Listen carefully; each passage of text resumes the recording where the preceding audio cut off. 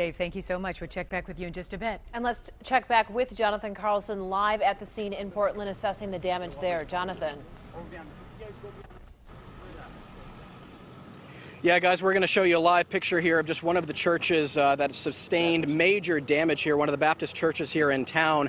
The roof pretty much completely ripped off. I want to start by bringing in one of the residents that lives on the corner here. Sir, describe what you heard, what you saw when you came out of your house. Well, I was closing a window in my house, and I heard a loud bang, and my patio door fell out on the patio.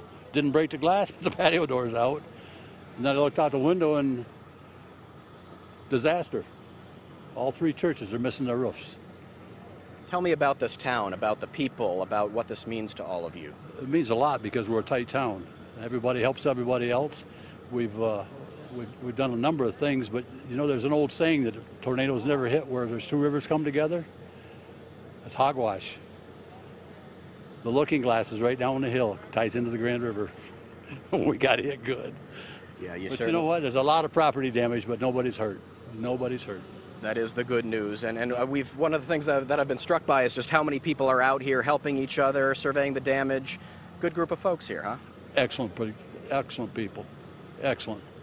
I couldn't live in a better place, really. But now that I'm retired, I'm moving. No more winters. Well, we're glad you're okay, and I appreciate you talking to me, sir. Good luck to you and your family and all your friends here. And tell me your name just so we know who you are. Ed Barr. Ed Barr. Good to meet you, Ed. Good luck to you guys. It's an easy name. Thank you. All right, again, you're looking at a live picture of one of the churches there. This is the first church that we showed you a couple of minutes ago that had its roof pretty much blown off, just one of the churches, the Portland United Methodist Church.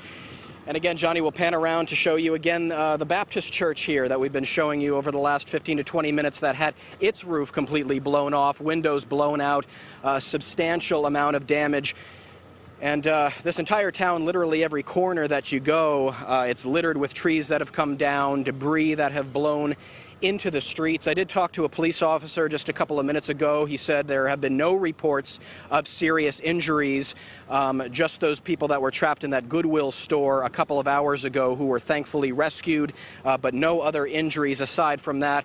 And Johnny, if we just walk this way a little bit, I want to show you guys what the view is down the street here, because we've got a lot of people down here. This sort of gives you a wide view of just how the streets around here are pretty much shut off by police tape, by power crews, by people that are cutting down limbs, people assessing damage.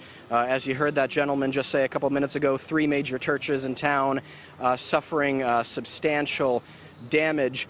And actually, Johnny, if we look at the church again, this is just one thing that I just noticed right now. A whole portion of the bricks came crumbling down. It wasn't just the roof, it looks like, but you can actually see around here a good portion of the top of the church. If you look up there, looks like it just completely crumbled down and is rubble here at the base of the church on the street. So this is something that we're seeing at schools, businesses, churches, homes, all around this area. If you were with us around the 5:30 hour, we showed you another part of town where one of the schools in town, their ball field was completely destroyed. All of the dugouts, the signage was wrapped around trees and completely demolished.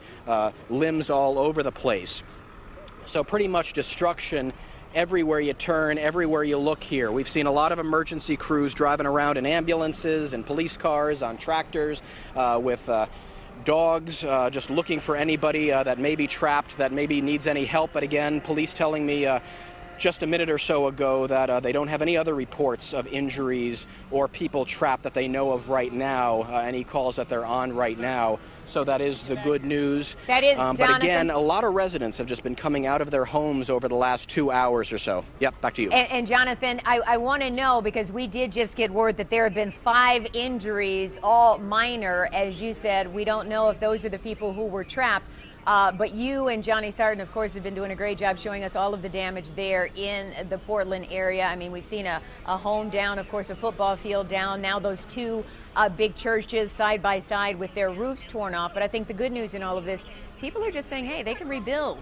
You know, when you don't have injuries and you don't have deaths to report, at least you can rebuild a church, you can rebuild a house. Right, Heather? So far, no one seriously injured. I know that our crews out there will stay on top of that for us. Let's check in.